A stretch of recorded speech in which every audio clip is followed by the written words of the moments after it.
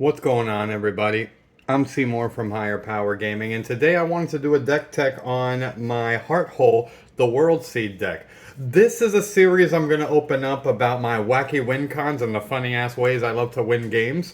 I'm doing this series because I really like to play really strong and ridiculous decks, and this is a way for me to kind of like break into bracket 3 and try new things and really enjoy building creative decks with really fun win cons. That's kind of like my main thing. I really like to have wacky and fun decks that are just a little bit different, even though they may look like they're doing the traditional thing, like this one, which is a lands matter. This is a real casual. I have no script or anything like that, so I'm going off the dome, just going through the deck and talking about some things. But this is explicit to I really want to show off kind of the funny win cons and the funny stuff that I'm doing in the deck, just to have fun and have a good time. So let's get into it. So this is Heart Hole. He's a spaceship. We have a spaceship so that we can fling creatures at people is really the most exciting and biggest thing I want to do in the deck is just throw stuff at people with fling. So we're doing Heart Hole, the Worldseed. This is a space station that you have to crew to, and then you can tap it for 1 and sacrifice a land, and then draw 2 cards, and you can play an additional land this turn.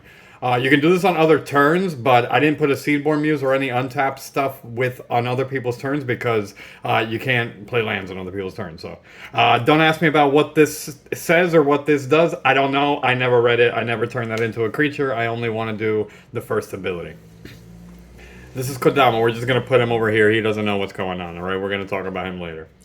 I'm going to go through the cards in the deck and then kind of just throw out some synergies, but we're going to have a focus on the win cons and kind of the stupid shit we're doing. So Random Excavator is here just because he's a Crucible of Worlds. And then we got Chainer because of the discard ability, which fills my graveyard and then lets me reanimate something with haste. Really important for what we're trying to do. We have Loot because it lets me play additional lands, and he has this Loot ability that lets me look at the top 6 cards of my library and reveal a creature card. We don't really care about that. Let me put this down. We'll look at it one by one. Yeah, I probably won't do that, but if I want to, you can do that other ability. Alright, and then here's the big thing. We want to fling something, and why not have it be something really humongous? We want to fling Jumbo Cactuar or a number of other things, but the main purpose of the deck is to throw this cactus at people from a spaceship. So that's a really hilarious sentence to say now that I did, but that's the main purpose of the deck, and I'll show you how. Okay? I obviously want to kill the whole table. That's what I like to do. I don't like just to kill one person and then just let everybody else play another game for like half an hour, but we'll get into how we do that. Mayhem Devil is one of those reasons. What we do is we'll use Mayhem Devil and then, let me show Mayhem Devil. So we can do Mayhem Devil, and then with cards like Old Gnawbone, where if I hit and make 9,999 treasures, I can use Mayhem Devil to kill the table. Same story with Reaver Cleaver, and it also gives us that trample ability that we really need to hit for all those treasure tokens. So Old Gnawbone and Mayhem Devil, Reaver Cleaver, that's another set of the win cons, how we're going with Jumbo Cactuar. That's if we hit. Also, it'll give me a shit ton of treasures, which also helps me. Ruthless Technomancer is really similar and has a very similar kind of thing where I'll sacrifice the 999 Jumbo Cactuar and make 999 treasures. Okay, and then we can kill shit or return shit. I don't even know what that other ability does, but it does something else. So that's cool. That's make a bunch of treasures and make a bunch of mana. Then we have a Tali in here just because why wouldn't I want to return an Atali or throw one or infect or whatever. Atali is great. So we got a Tali in here. Coffin Queen is probably one of my favorite reanimation things in here, and just awesome artwork, and one of my honorable mentions because it's one of my favorite cards in the deck. Just playing her because I love her and she's great for the deck. We got Birds of Paradise in here just because why wouldn't you want Birds of Paradise? Birds of Paradise. Steve to get a land drop and kill a dude. And then we have an Azusa Lost Seeking. Play 2 additional lands on your turn. Really good stuff for a lands deck. Lotus Cobra because of Lotus Cobra, you know, want to get extra land drops. We have Loomer to bring back all the lands from our graveyard. We're dumping a lot of stuff, so getting all the lands back is really awesome.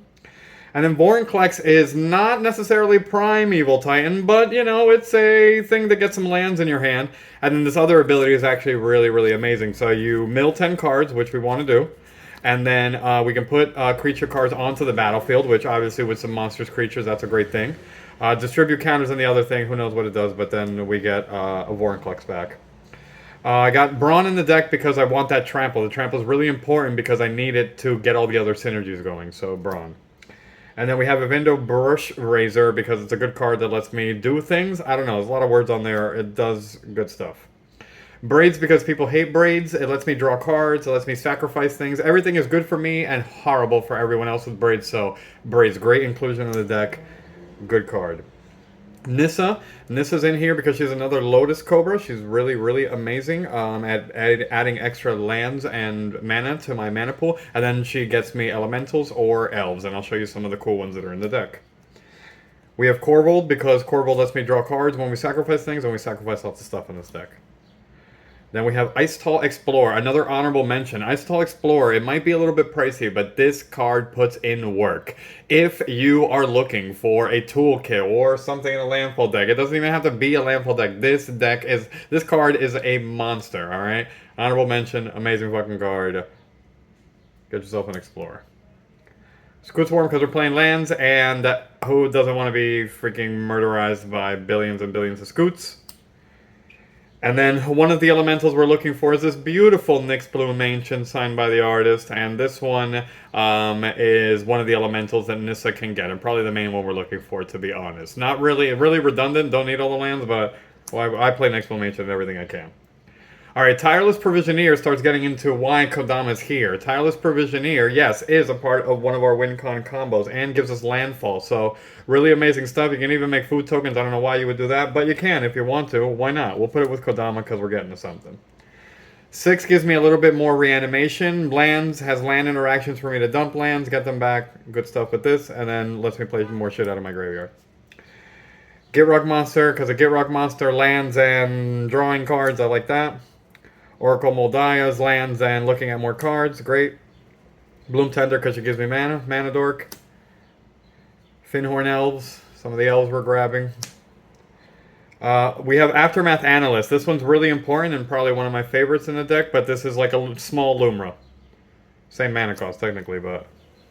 Renin 6 is the only Planeswalker we have in the deck because it lets me return a land and you get the emblem that lets you do stuff. Yeah, that's cool. Then we have Trample and draw cards with Garruk's Uprising. Trample. Trample's important, people. Burgeoning. Burgeoning is going to let us play lands when our opponents play lands. So love Burgeoning. Could be hit or miss with Burgeoning. That you got to kind of decide. People either love or hate Burgeoning. Growing Rights of Itlamok is our fake Gaia's Cradle. So we always want Gaia's Cradle, and so do you. Play a Gaia's Cradle, but not really, because it's bracket 3. So, yeah, I forgot to mention, the deck's bracket 3, and yeah, we want to keep it that way. Real nice and clean and good magic. Exploration to play another land on our turns. Animate Dead. These are the enchantments, if you haven't figured that out, and Animate Dead is a reanimator. It'll bring back a creature. I could put, you could, if you want to do a different variation of the deck, put in World Gorger Dragon so that you can do the loop and win the game as a WinCon. That's more of a good WinCon. We're not doing that here today, but if you want to add good WinCons, those are things you can do. Bring Out Your Dead. Bring Out Your Dead is a very important card because it puts deadly, monstrous, disgusting, terrifying creatures in my graveyard. We're in the sorceries. Let's move these enchantments over. Yeah, Bring Out Your Dead to get Jumbo Cactuar in the graveyard or something else for me to reanimate. Lots of reanimator in here. Life. Life is a really old card, and death, and basically I can turn my creatures into lands, which is cool. Or that could be a little trick that could be used for something, I don't know what it is, you probably know. And then death. Death is just reanimator. So I know both are useful. I've never found a case for life, but death is pretty good. We got our Faithless Looting. Faithless Looting because Faithless Looting. We got our Wheel of Fortune because... A Wheel of Fortune? Alright, Breach the Multiverse. This is a crazy language because it's fake, but Breach the Multiverse is basically going to... everyone is going to mill a bunch of cards, I think it's 10, and then I can play a Planeswalker or a creature from everyone's graveyard. 1 from each, even my own. Great card, Breach the Multiverse, good finisher. Okay? Then we have Life from the Loam, another honorable mention. Life from the Loam, great card. If you know Life from the Loam, you know Life from the Loam. Okay, this one, return a bunch of lands, dredge 3. If you're running a red deck, never leave home without your Blast Hack. Blast Hack is in here because it's board wipe that's amazing, and I love it. We have Living Death. Living Death is basically like a reanimation wipe. I would read it, but I don't need to. What I'd say is it basically wipes the board from every creature that's on the battlefield, and then all the creatures that are in the graveyard would come onto the battlefield. And so it's like a board wipe that brings back all the graveyard, your graveyard. But, well, everyone's graveyard back, okay? So you gotta kind of be a little bit smart with this one. This one can fuck you if you use it crazily, but if you use it well, use it well. Alright, that's Living Death, one of my favorite sorceries. Splendid Wreck, because I really like to return all the lands that are in the graveyard from the battlefield to the battlefield. Reanimate, because we want to reanimate things. Tameo Safekeeping, this is not only to protect Jumbo Cactuar, but this can protect any permanent. Okay, really, really good card. Added this, not even to protect Jumbo Cactuar, because like I said, I haven't won with them yet, but haven't won with the Fling tech yet, but, you know, Tameo Safekeeping to protect things. Beast Within is to kill a thing, so we're trying to kill a thing, so we do a Beast Within. Entomb is bring out your dead, but, you know, as an instant, so a lot better, and you can do anything, alright? So Entomb is really good. Crop Rot is, I don't have any game changers. I'll say this is the first one. We'll see what we get through. So Crop Rot, incredible, you know what Crop Rot does. One of my game changers, gets a land, we're playing a lands deck, we need lands. And then I'll show you kind of, let's leave Crop Rot here, I'll kind of show us what we're going to get. What are Crop Rot targets? Sawn Half is also going to go here with the Jumbo Cactuar. Obviously, I can attack someone, kill them, and then I can Sawn Half this, and then for the next turn, have 2 Jumbo Cactuars. I can Sawn Half, then I can cut up the Jumbo Cactuar so that I have 2 more Jumbo Cactuars to throw 5,000 and 5,000 damage 2 other ways by reanimating Fling and looking for that again. So we have a bunch of ways to do that. Sawn Half is a great tech for getting the Jumbo Cactuar or a lot of the other cool things that we're doing. Sawn Half, amazing card. We got Heroic Intervention to protect our shit. You guys know Heroic Intervention. Second game changer is going to be the One Ring. So we have the One Ring so we can have some card draw. And we do have a couple like artifact untappers so for our turn. So the One Ring is our second game changer. Exploration Brood Ship is another spaceship with station, and we use it because it's an exploration. The other ability gives us like a 6 type ability that lets us play stuff from our graveyard. Good stuff for that. Okay. Now we're in the artifacts, so I'll move the instance here. That's that one. Then you got Manifold Key. That's to tap the Heart Hole, the Worldseed, get us some more cards, or to make an unblockable Jumbo Cactuar. Amazing card. We got the Soul Ring, because Soul Ring. Sword of Feast and Famine, because it's one of the most incredible swords on the planet. If I have 15 lands and I untap them all and I make you discard shit, this is horrible. It gives me basically a second turn on my turn. Amazing card. The Fire Crystal makes my red spells cheaper. Everything has haste, which is really, really important. I need to add an Anger. There's no Anger, but I have this Fire Crystal, so I added this. And it's like a little Kiki-Jik ability that I can make it. And again, the same kind of ability of making another Jumbo Cactuar so I could fling it again or make more treasures. So redundancy and making copies or copying one of the disgusting creatures with a good ETB. So Fire Crystal, great card. We have Greaves because haste and protects him. Crucible of Worlds because we want to play as many lands as possible. And that's the deck, ladies and gentlemen. That is like our cards, you know? That's what we're playing in here. Now I want to go through the lands. But yeah, essentially, and that's where we finally finish with Kodama, okay? So if for whatever reason, the whole time I'm trying to get lands and add, obviously, board state with extra lands and graveyard stuff. But the lands that we're playing are Rogue's Passage, so we can make that Jumbo Cactuar unblockable again. And then with Rakdos Carnarium and Golgari Rot Farm, we actually have a combo with Kodama that allows us to play the Rakdos Carnarium, let's say, and with this trigger on the stack, this enters tapped.